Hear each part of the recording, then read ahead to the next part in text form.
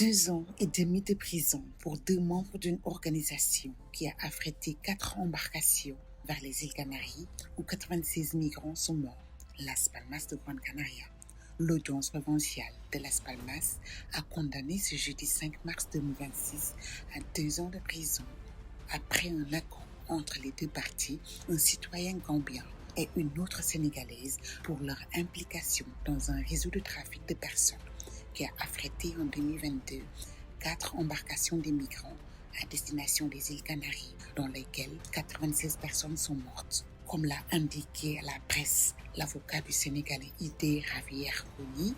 la condamnation est identique pour les deux accusés pour un délit contre les droits des citoyens étrangers sans indemnisation. Il tient compte de la circonstance atténuante selon lesquelles tous les deux étaient également des émigrés venus en Espagne à la recherche d'opportunités. Selon Toujours Effet qui a donné l'information,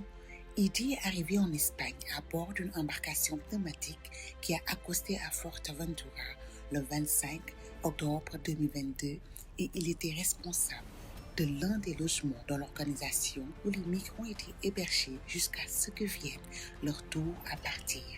indique l'acte d'accusation du Ministerio Fiscal de España. En tant que responsable, c'était aussi lui qui réglait tout incident, fouiller les migrants avant leur départ vers le bateau et vérifier que les téléphones portables étaient scellés afin d'éviter tout type d'enregistrement pendant la traversée ou les retirer directement.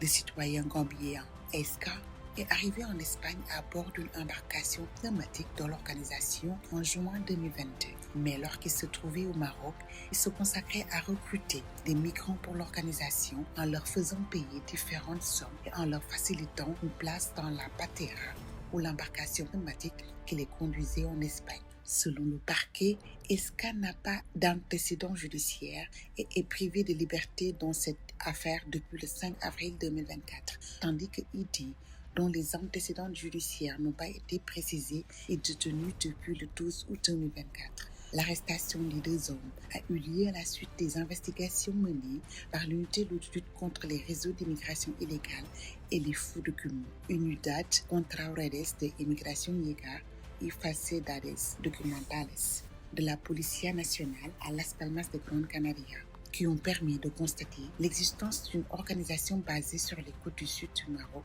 dédiée à l'affrètement de pateras et d'embarcations thématiques vers les îles Canaries.